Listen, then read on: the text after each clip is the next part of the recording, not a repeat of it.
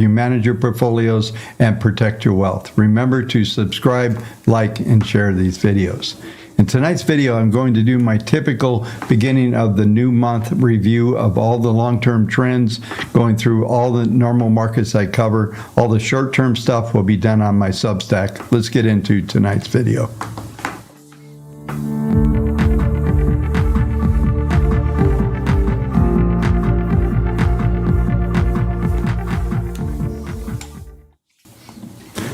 Well, welcome everyone. It is Sunday night. I'm glad to be back. It's the first time that I've been out of town that the markets actually went up when I was on vacation. It was just a quick weekend review. Sometimes you live in places for a long time and you don't see things. I finally saw the Grand Canyon after about 30 years of living in Arizona, so that was interesting. It was an amazing place. Anyway, let's get into tonight's video. As we saw an interesting week last week, and there's a lot for me to unpack up front as we get into it. And well, you know, I was talking about on Thursday when I did the last video, I was talking about how the patterns were setting up. And if you looked at some of the things I released even on X, there is a very bullish pattern that is set up. All of a sudden, the possibilities of an all-time new high are pretty substantial, I believe, at this time. There's still some resistance that we have to get through, but there's definitely some things going on. So let's just talk about last week. I have been telling you folks, I don't know how long, maybe 6 months on this channel, the thing to watch for the Fed is when they start to back off on QT. And two things will happen when that happens, which did happen last week. Powell said they're going to cut back from 60 billion to 20, and that is a really big event. And what they're telling you is a couple different things. A, they don't feel like they need to run the balance sheet off. Why? Because they need those extra dollars on the balance sheet. And one thing, because I was out of town, I'll get this to you this week, but this tells us how much money they feel they have to have on the balance sheet to support the economy. And this is big. And I think the other thing that they want to see is the continuing of the yield curve, starting where the back end of the yield curve starts to stabilize more with the front, whether the front stays at 5 and the back end goes to 5 or closer to it. That's what we'll be watching for. But the realization is, from my viewpoint, which I also talked to you about for a while here, is that we're looking at a normalization of interest rates. And I know a lot of folks, I think it's really fascinating because we must be ready to rally again, because I just reviewing some things over the weekend, and all of the inverted yield curve people are out there again. We're also looking at the crash scenario. The crash is going to come 50% drop. Even guys like Cardone, who's a real estate guy, is screaming this stuff. I mean, this is bullish, folks. I'll talk to you about to give you an example, and I'll go through the details here in a minute. WaveTech Database on the short-term database actually had 4,872 buy signals for tomorrow morning. And it's interesting how the markets work anymore and the type of scenarios we get out there. But let's go back to a couple things that I think that Powell made very clear last week on his comments, is that they are still amazed at the labor and what's going on there from that standpoint, even though we saw the report come out on Friday where employment went up from 3.8 to 3.9. I've been telling you we could go as high as 4.2, and I don't even think that's a disaster. That will be played up as the end of the world, so you'll know it's not. But that's probably where we're heading. We'll see over the next several months, but you'll see when I go through all of the details that I've kind of got out. I've got a pretty full sheet here to go through tonight.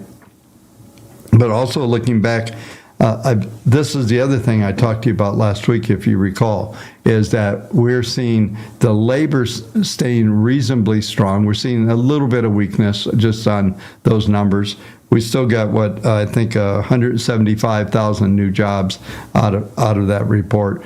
But the bifurcation is between the labor and what's being produced. And there was ISM non-manufacturing was in a expansion phase and went from, it was expected to be at 51.8, it came in at 49.4. And this is what I was talking about. We're seeing that other side of the equation. So we'll say labor versus output, and the output's starting to shrink. And that's a bit concerning to me from that standpoint, just looking at the fundamentals. So that's going to be on a watch list for me to see what kind of numbers we get going. And this is, listen, we've been talking about, the folks are going to be screaming, sell in May and go away. We've been talking about, buy in May and put it away or something like that. Somebody will correct me on the chat line. But the scenario that's building here is still bullish. And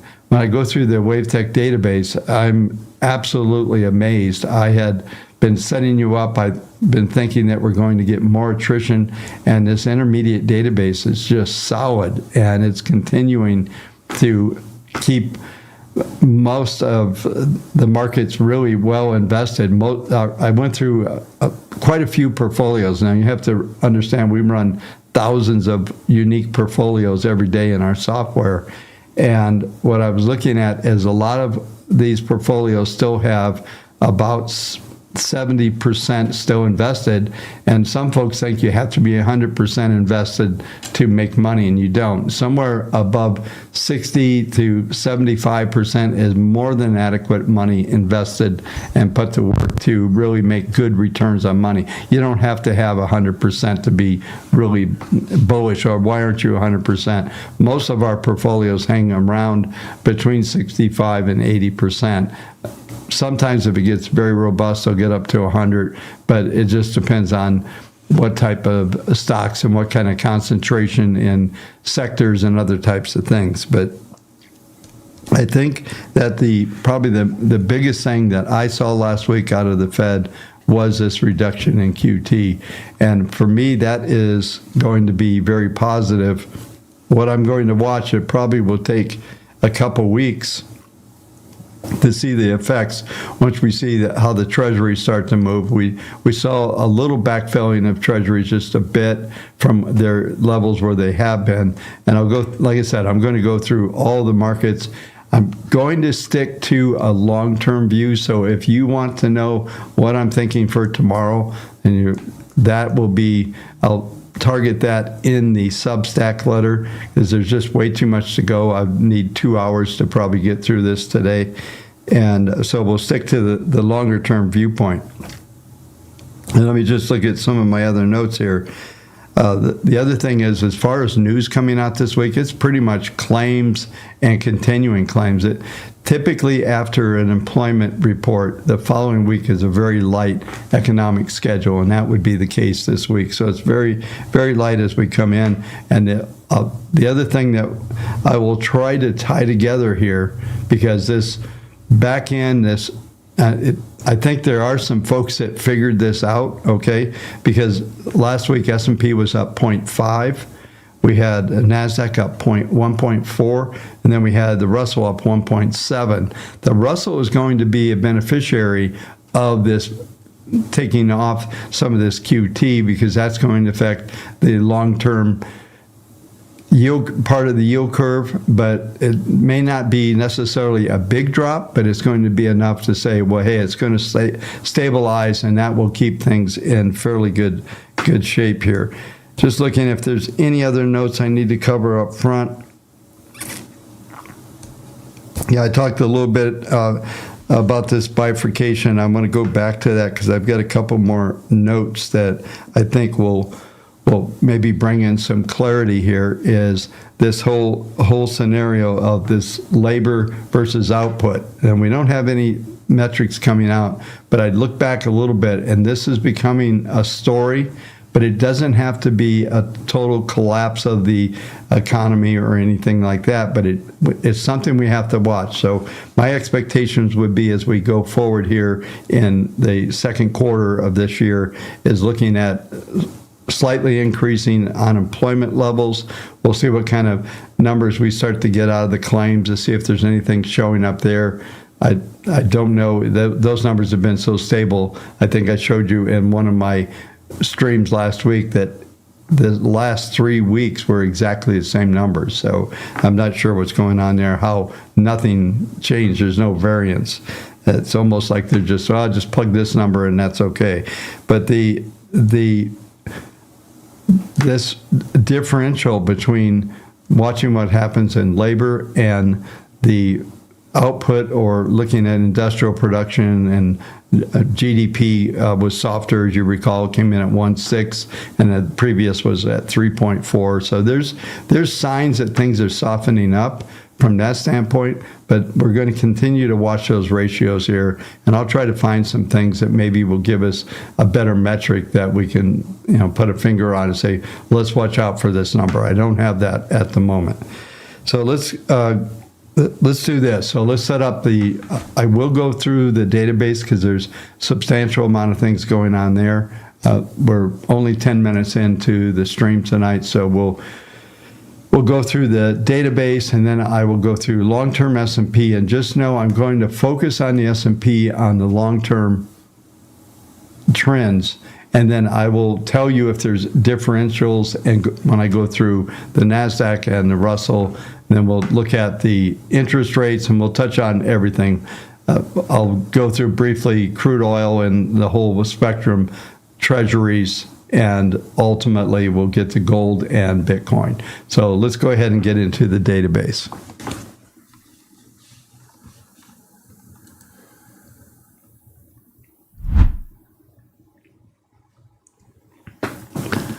All right, so looking at the WaveTech database,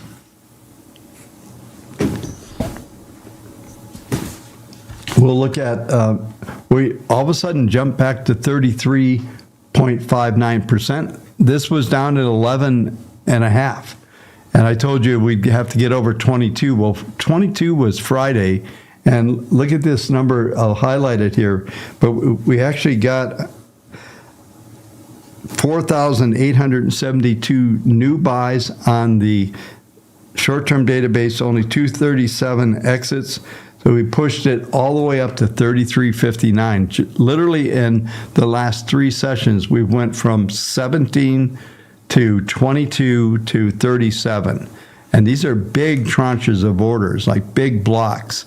So it's amazing to me, I have to say, that we were able to get just this whole turnaround so quickly. I thought we were going to get multiple weeks. We're still not above 42%. We need to get above to actually start to get some trending going on. So what this tells us, though, is that we're definitely coming into a stability and likely to be still choppy. This doesn't give us a short-term, go ahead, buy everything you can find. That's not what's going on here. But it is showing that there is enough patterns starting to come in. In fact, there's 5,098 symbols now that are long, pushing us up to this 33.59. And all these trades are for the morning on the open in the morning. So I'll put up here the weekly, the intermediate, and we're looking at 61.46. I was advertising probably a 58, maybe down to 52.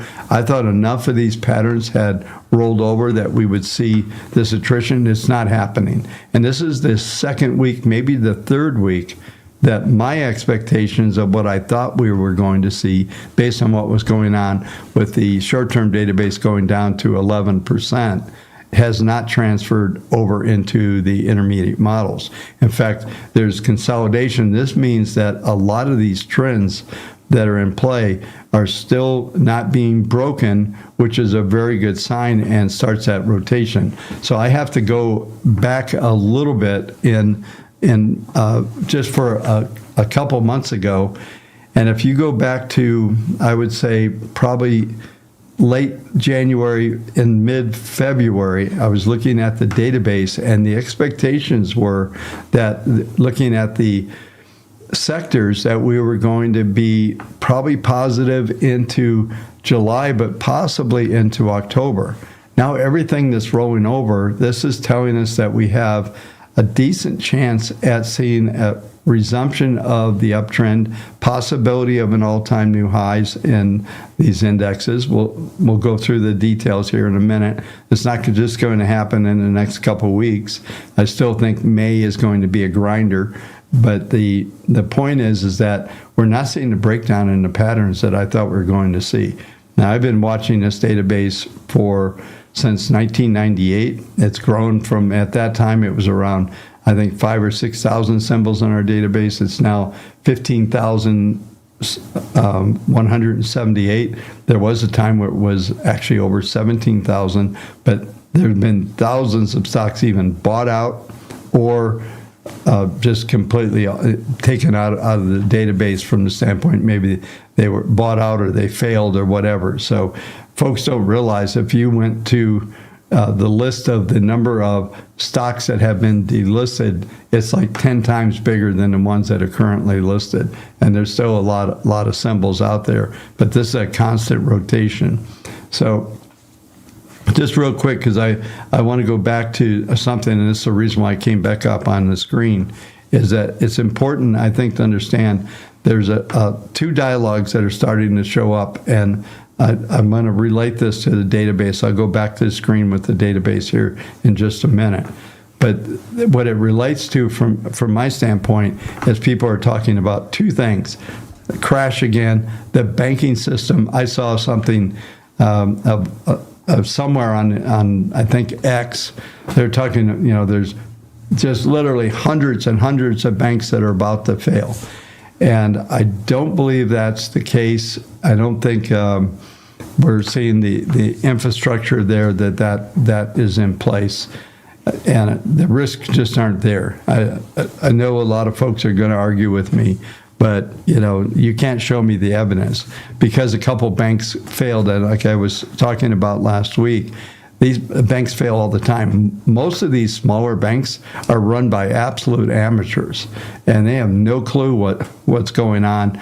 Structure, they get mismatched assets, all kinds of things, and that's always going on. There's ongoing issues like that all the time, and I don't think, and even if they fail, some of these smaller banks fail, they get sucked right in. FDIC's there, and they just make a deal, and it gets absorbed into someone, into another banking institution, and that's the way it's always worked. And so just don't be easily convinced that there's some big collapse coming in banks, and we're going back and a 50% drop in the markets and all that.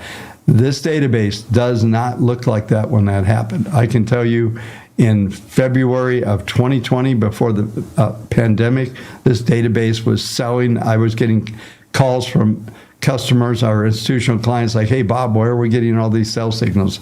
I said, "I don't know. It looks like the patterns, we were at all-time highs then, if you recall, when we came into 2020. And that happened. And then the same thing happened, when 21 coming into 22, and then we got the lows last year in 23 in October, and now we're rotating this thing again. And these rotations, when you get in this positive cycle, you'll see here in a minute when I go through the longer term trends on the S&P, you'll see they just keep coming and coming, and they don't go away very easily. So let's go back to the database for a second here. So what I want to show you here is we still have 8 of the 12 sectors long. I don't believe there were any new buys. There was one sell, so energy is now fallen off. So we are now at 8. We were 9 last week. Energy is sold from a sector standpoint. So if you have WaveTech and you want to look at what is likely, you want to go to that energy sector and go to the breakdown on each one of these. You'll see energy's got an X here on the far left-hand side. If I click on energy, you'll see not only there's two other sectors, oil and gas operations and oil well services. So we still have the big oil integrated still long, but it's underwater a little bit. So this is a interesting scenario because I'm going to go through crude in a minute because there doesn't appear to be a lot of activity that's going on there right now. So this goes hand in hand with the manufacturing bifurcation I was talking about and some flattening out. So this may be a good indication of what to expect as we go forward. So just going back to the previous page here. So this 61%, 61.46 is right at this 62 handle on the percent bullish. As long as we stay above 48, we're going to be good. Maybe we finally get some of this attrition in weeks to come as we go through May, but it looks to me that we're probably going to stay stable at least above 52%. And we actually had a positive cycle. We actually got 497 buys, 288 sells. So we actually saw a net positive on the intermediate database. And we did see a big tranche. If you go back, this database was over 87%. And I told you if it refreshes back to 58 to 52, this would be a positive and very healthy for the trends and a rotation in the database. So we didn't get back to any of those numbers. We basically got right back to around 60 and change. And now here we are starting to see a little bit of stabilization, and that's everything to do with what we've seen in the patterns of the past couple of weeks. So let's go into the S&P and start to break this down.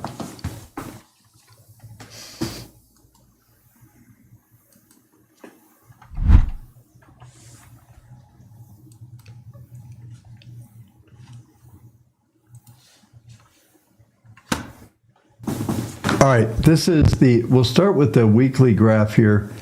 And it's interesting because this big pattern that we've seen unfold for a while is got a lot more work to do. I told you that we were going to likely trade in that little wedge. If you're a regular watcher of this channel, you'll know this wedge here where the 10-period moving average is going to be the resistance. The 21 will be the support. Those numbers right now are 51.38. Let me just make sure I've got the right number here. Yeah, 51.38, and then 49.96 is the bottom end. And this is the weekly chart. So this is the cash market, not the futures, okay? Because I'm going to break this out. And so what we're likely to see is some consolidation staying above below the 42, I'll get this right, 52.30 level, and above this 21 period moving average, which is at we'll call it right at 5,000. So you're probably going to consolidate. You have a slight bias on a weekly basis just to flatten out and climb along this 21. But here's the big number. Let's go to the monthly.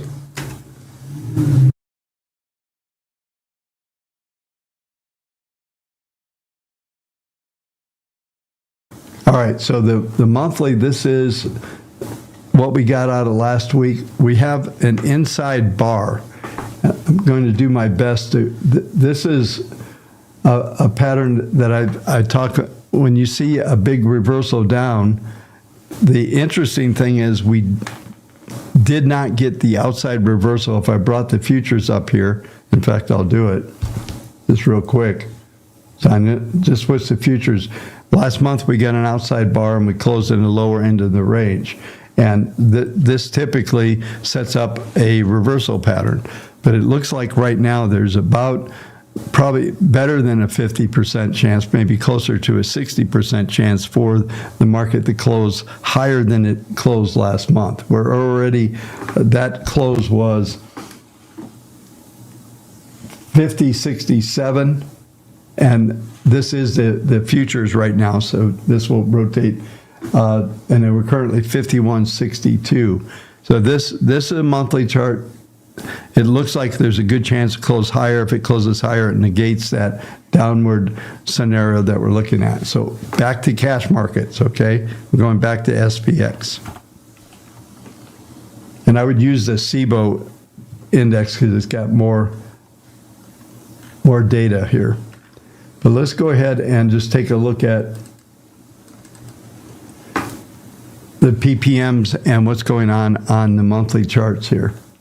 And what we're going to see is that we're looking at the next couple months into August. After this month, we should see an increase in potential momentum and a possibility of looking at not this month, but as we come into June, we should see an upturn in the market grid. It should start to turn up again. As long as we can maintain over 5,000, we should see a turn up in the market grid, which will tell us that we're going to climb. If you notice this dotted line, this is the WaveTech WTAR projections here, and they're projecting up into November this 10-period moving average. So we still have this upward trend in place, and that's what the PPMs are telling us below. And in fact, they stay positive well into the end of the year, into December, and potentially into Q1 of 25. So this is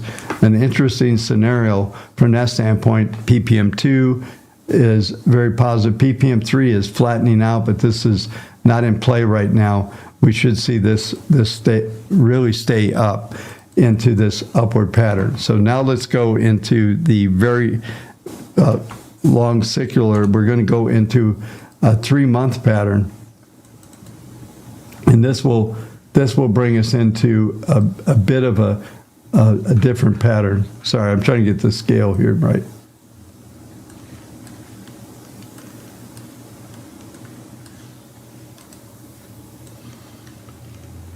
Yeah, this will help a bit. So we're looking, this chart here goes all the way back to 1979, 1980. But we still have some upward fib targets here on the quarterly, which are still crazy numbers: 61.18, 71.21, and 77.44. From the standpoint of what's likely here on the quarterly, we're probably going to stay in the range. I would say there's a 60% probability that we see a new high, all-time new high on S&P. This is cash again numbers that we're looking at. So I've kind of been flipping back and forth to make sure you're keeping the context. I went from the SPX from the ES to SPX. But this is this longer term chart. Let me bring up suggest that around the end of July that the momentum is going to start to turn up on a quarterly basis and should stay right up into the Q1 of next year. We'll see if this plays out.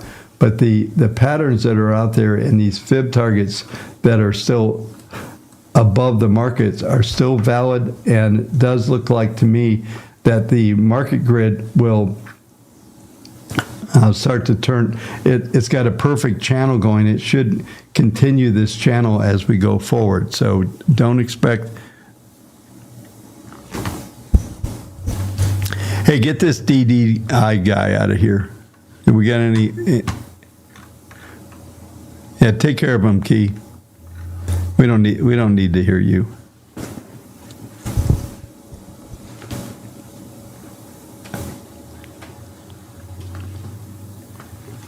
Yeah, so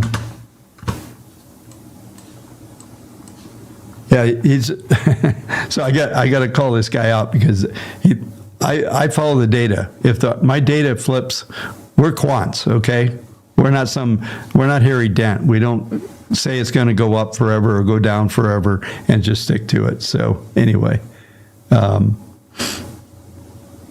yeah. So just know I hate when we get little trolls out there. Yeah, thanks, FF.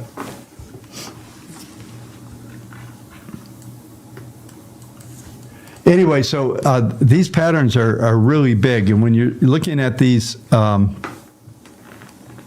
when you're looking at these type of longer term patterns, this has been consistent. So Mr. DD that doesn't know anything, you folks remember what I've been talking about on the quarterly, that we're still bullish. This goes way back. When we we hit the bottom in 22 back in October of 22, and we had a big 23, and I've been talking about this for a while. We're going to continue to see this upward trend here, and it's a monster. And as much as we'd like to troll the current administration or anybody else and start to be bearish and all that, it's just not there. And if it was there, anybody that's been around me for more than 4 years knows I'm not bashful to call the big turnaround on there.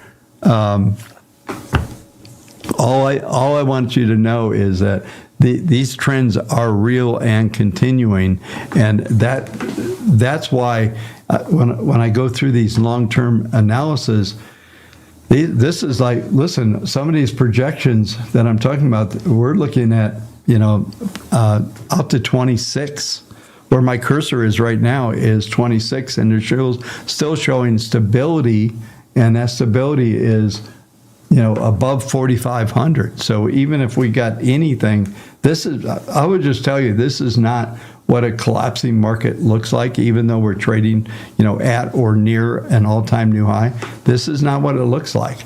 It doesn't look like VPM, the WaveTech Database being 61% long, and then you're seeing buying coming back in. It just doesn't do that. These trends are very, very accurate. Now, somebody comes around this channel and wants to tell me that whatever they think, that's fine. But the point is that these things do change, and when they flip, you better flip with it. I have an old client of mine that used to always say, I don't care what you do, whether you take the long trades, but if this thing starts selling, don't ignore it. And we did see a bit of a decline off when we came into the 1st of April. You folks know that we were getting big tranches. We got 30, I think it was 3,700, 4,000 sell signals. Then there was another 3, I think we went all the way from, an 80% long down to 11. And now we're bouncing back, and we're seeing that pattern starting to set up. So this is what it looks like when we're going through these short-term patterns. But these long-term patterns are really substantial, and they're very solid. So when I see this, I get super bullish.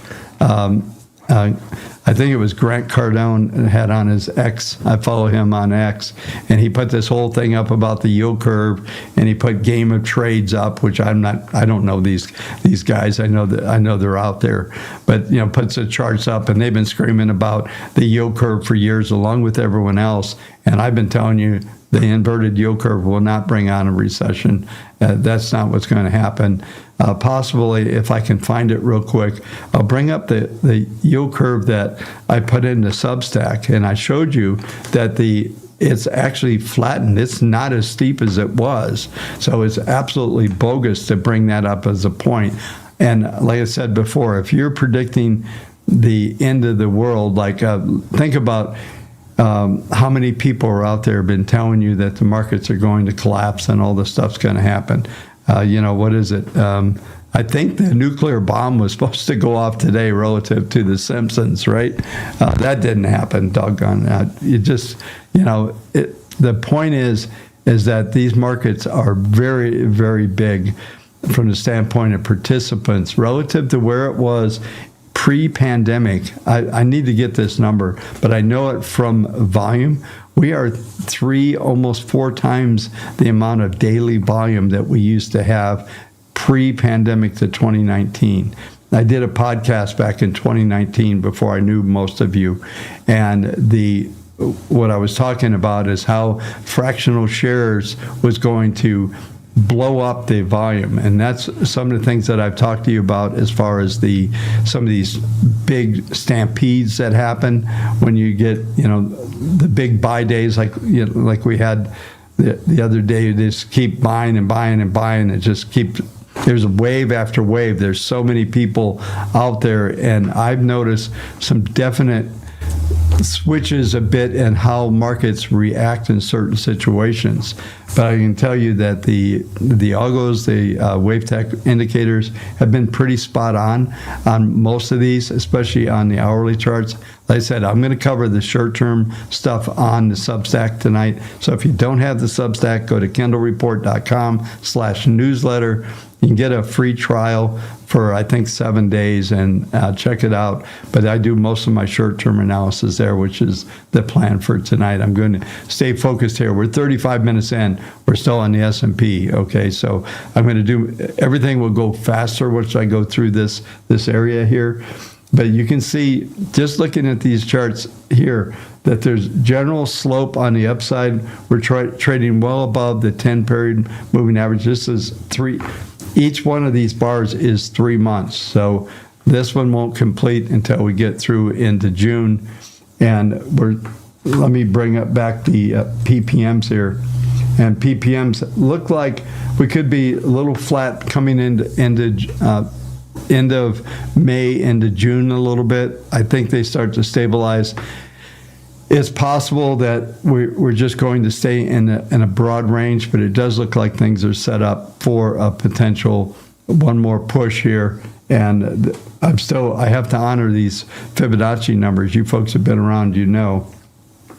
Right now, like I said, we're looking at 6,100. If you want to see that, if you do sign up for the free Substack, what you can get is you can go into the free Substack and you can go back to December. I believe it was December 29th. I released the annual outlook for 2024, and I talk about some of these longer term aspects coming in to these targets right here at 6,100 plus on the S&P. And, you know, I'm still very driven. I still believe in what's about to happen in AI. I don't think we've seen anything in AI yet.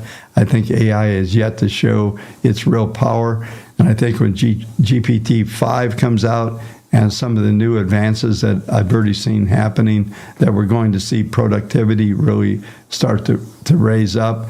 And it's going to get interesting.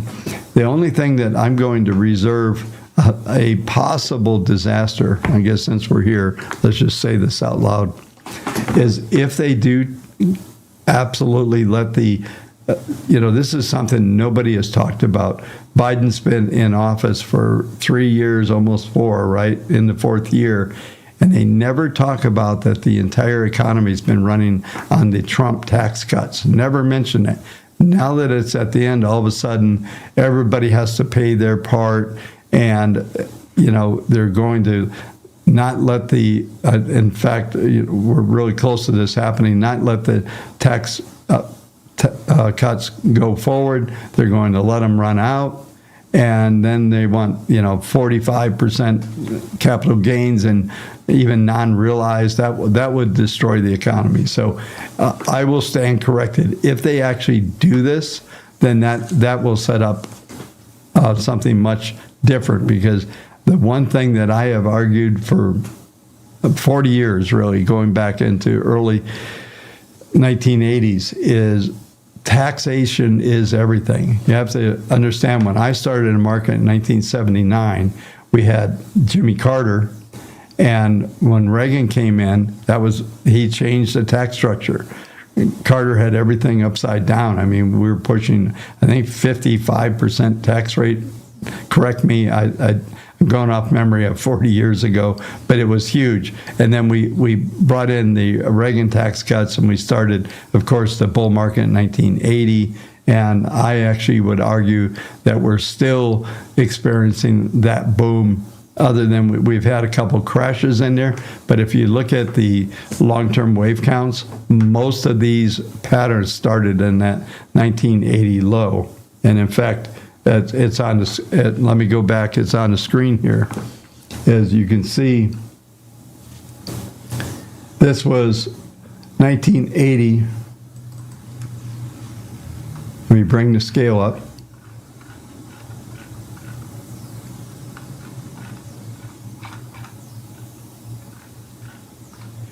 So this right here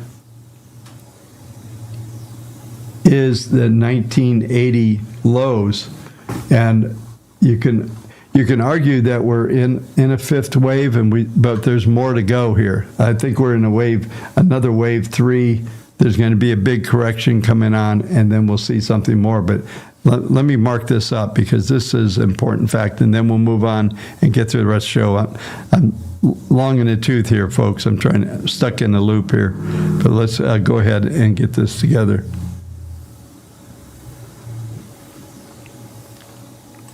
Yeah, not if they change the rules on dividends too. So, yeah.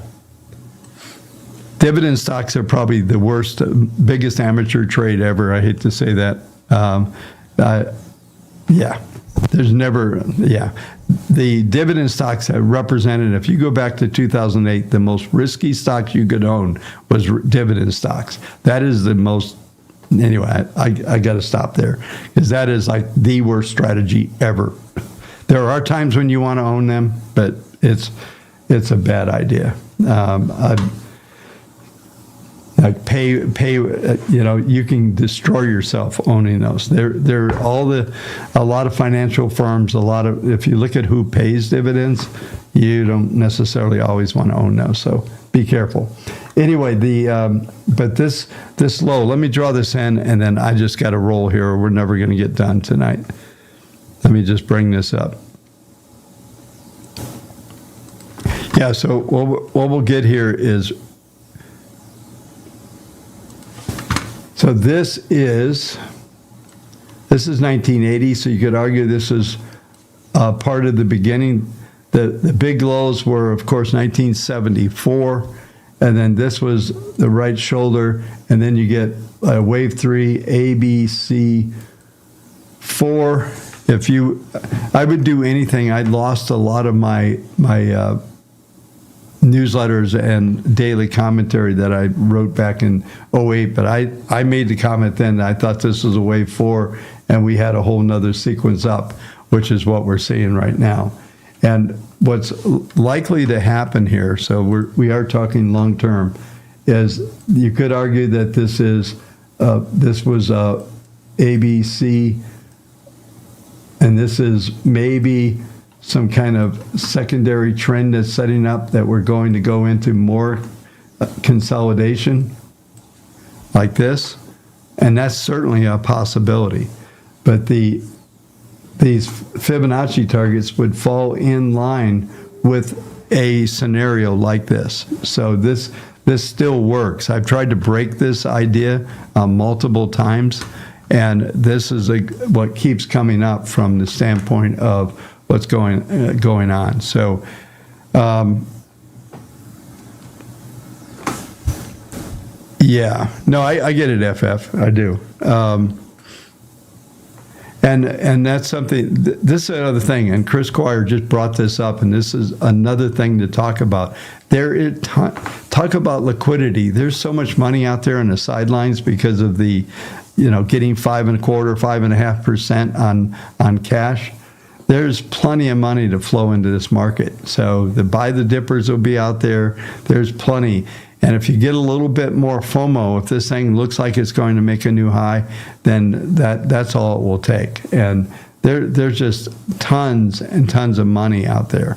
And I've been around, like I said, 44 years, and I can tell you, I've never seen this is an amazing marketplace that we have. And it's just, almost feels never ending. And to think that somehow that all this capital is just going to disappear, people talking about 50% drops in this environment, I don't see it. I don't see interest rates as high. I see them as normalized.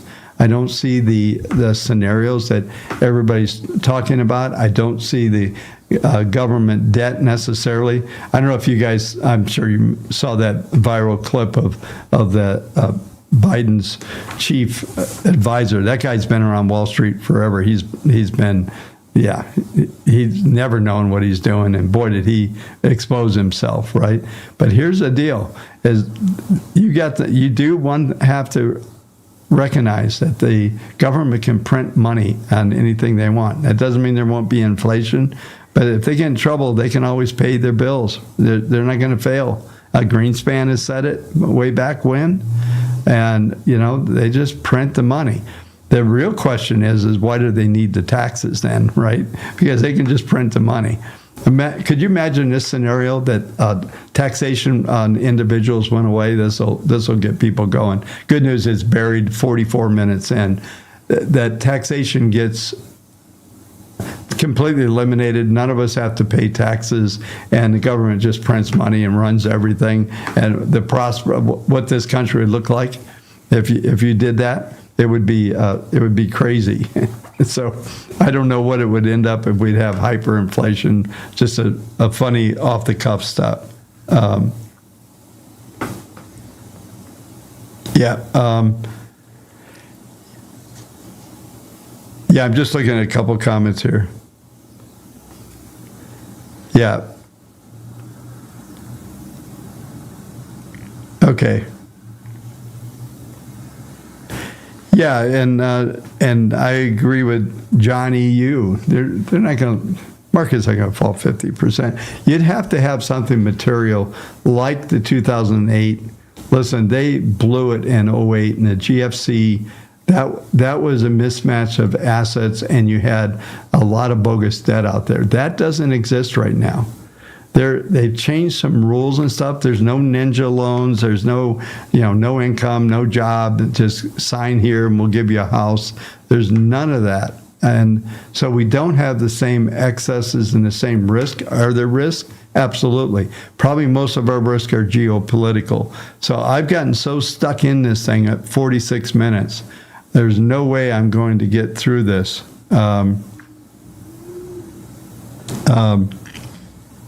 So it looks like we're going to cover S&P tonight, and I'll do a quick review. I'm going to see what I can do in 15 minutes, so let's just go. But I want you to understand that these trends are really, really big. The goal of the video tonight is to get these points across, and this is, these are big trends. These are trends that have been in place. Really, you could go back and argue with a few corrections in 2018 and 2020, and that was, I don't know, we'll just call it an infused scenario there where that was, we all know what happened in that when you shut down the economy, you're going to get a quick drop. The second you turn it back on, you can see markets just rebounded, and any of you that have been around for a while, then you know that's what I was saying back then. I'm not bragging or anything. It's just all of this data that I go through tonight is real. So here's what I'm going to do. I'm going to tell you that these on the NASDAQ, this is long-term is very similar. There's still a lot of upside. I will try to tie everything together tomorrow night. I apologize for just getting so deep into this conversation, but maybe that's okay. It was focused and not little bits. So hopefully this was not more than you needed. It was what you needed. So let's do this just to finish off. I got 15 minutes, 12 minutes. Let's touch on, let's do interest rates. We'll do gold, and then we'll do Bitcoin just to close it out, and I can get that done in 12 minutes. So let's go there.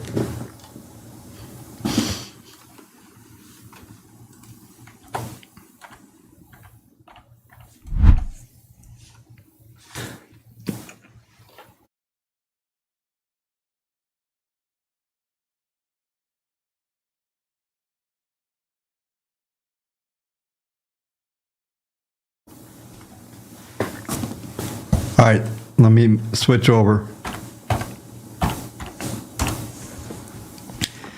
This will be interesting. This is, I just left it up here. This is the 3-month pattern for the 10-year Treasury. So this goes back only to 98. There might be a better index than this one. Well, let's go to the monthly here and start to break this down. to see what's going on. So this is, I made some notes here on that 10-year looks like it's going to flatten out. I've been talking about something, and I'm going to do a tab on the other screen. I'm going to see if I can bring up something here to tie this together.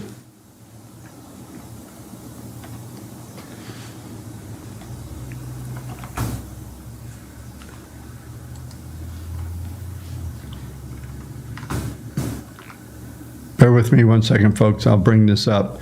But this is from the treasuries. The longer term aspects of this does look like we're going to have some potential just to flatten out here and just continue to roll, I guess, roll in this sideways mode. Let me just, I'm trying to bring up something on the other screen, so I'm a little distracted. Bear with me one second.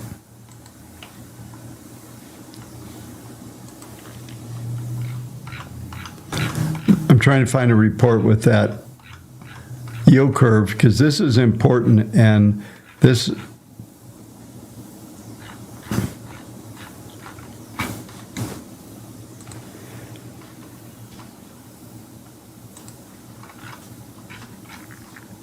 somewhat frustrating. Hang on one sec.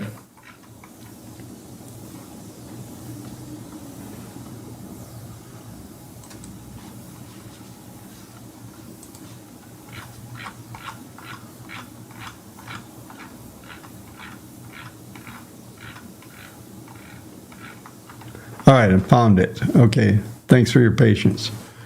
So this is what I want you to see. This is the yield curve. The red line is the current. This is where we were. So everybody's talking about the steepening. We have flattened substantially. This was, the blue line was the peak. This was at the beginning of the year. I could go back and even make it more extreme, but we've seen a lot of the steepness burn off, and I continue to expect to see, there's a shaded area, not sure you can see it up here, but there's a shaded area where probably everything's going to head up into the high fours, but it looks like it's going to be flat, and this is going back to this chart here. It's just projecting a flat range, probably around, around the 425 to 5 1/4. I just don't see us getting much above or below this level. And you can see even the Fibonacci targets that are being generated here are suggesting that. So that is most likely what we'll get. And like I said, in tonight's Substack, just go sign up if you haven't, kendallreport.com/newsletter. Get the free version, and so you can get some of the analysis. I'll take it, I'll carry that all the way.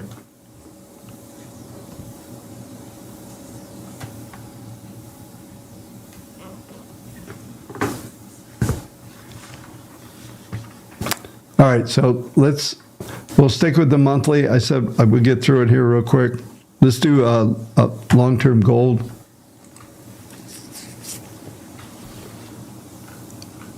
I think gold is, you can see here, the algos are suggesting a trend all the way into the Q1 upward trend. Whether this, but we did get something that happened here, which is important, and I want to point this out real quick because this was in my notes to cover tonight.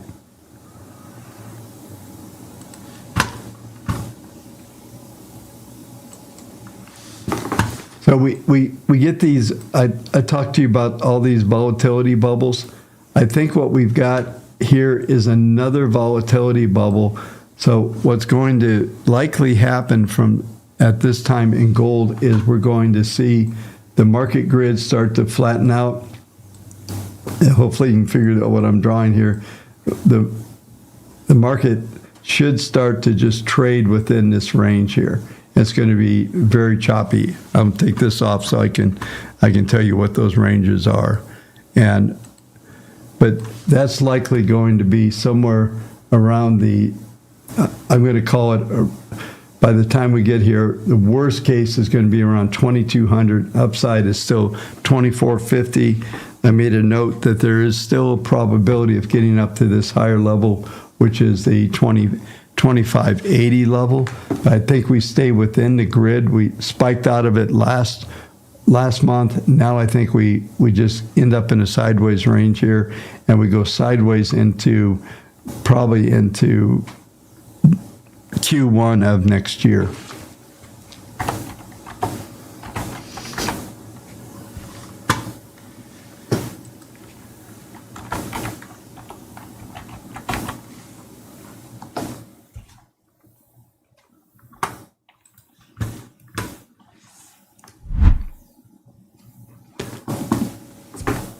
All right, folks, this is going to be the final market. Sorry I got so long in talking about those other markets, I guess on the S&P, but Bitcoin is bouncing back. If you got the Substack, I was talking about this bounce a few days ago. I thought we hit the low. We're still within, this is the monthly Bitcoin. So we've actually got a downtrend setting up here, and the extremes are potential down to around 52 to 47. I'll actually go to the weekly here fairly quick, but we're going to consolidate here. We had some upward targets. If we go back, and I've discussed this before, we go back to March of 23, the Fibonacci targets at that time were 55,879, 71,312, which was hit, and 80,846. Those are still valid. If we look at the market grid on a monthly basis for the month of May, we're looking at the upper end of the range at 77,402, 73,444, which is basically a retest of the all-time high, but looks like we should stay within these ranges. So far, we've already printed. We look at the range for the month, 56,560. We'll call it 65,000. If we look at the market grid, 64,590 and 64,626. We basically have already done the pattern within the, down on the far right. This is where these numbers are. 56 to 64. We've done S1, R1 possibility. We can go up to like 70,000 again, and the extremes are around 52. And you see S3 is on down at 47,000. All of these are likely, but let's go to the weekly.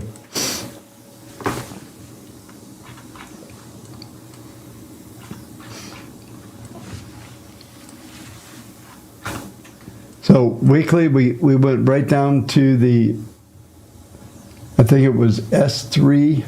Just take a look here.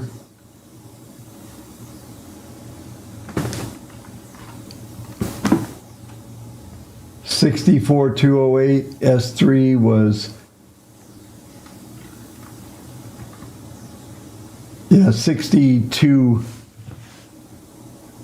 62,412. I'm sorry that I've got to go up and down to get these. Yeah, so that's this week. Last week we got down to 56.5. So we printed down at very near those letters. 57.99 was S3. So we printed just below that. Didn't quite get to the 55. So we're bouncing back. And I think this downward slope, I've shown you this pattern before. Let me just blow it up, and then this is where we'll end, and I'll come back up. We're right at the right on the hour right now. But let's take a look at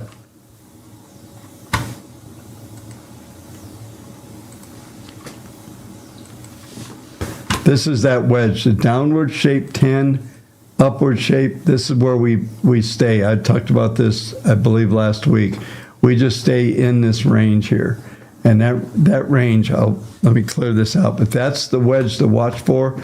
And the ultimate wedge is over here. So if this pattern starts to, let me pull this out. If this pattern starts to break down, the algos are suggesting that this is the pattern that ultimately happens. And I think we probably get, I'm just going to draw in, and then we finally break through this 21, and then we just end up coming down into this wedge here with this rising 40. The rising 21 will hold us for a little while, and that will probably get us into maybe June, maybe a little bit beyond at that level. Okay, folks, I apologize for getting so deep into the S&P, but maybe that was the best way to cover the long-term trends.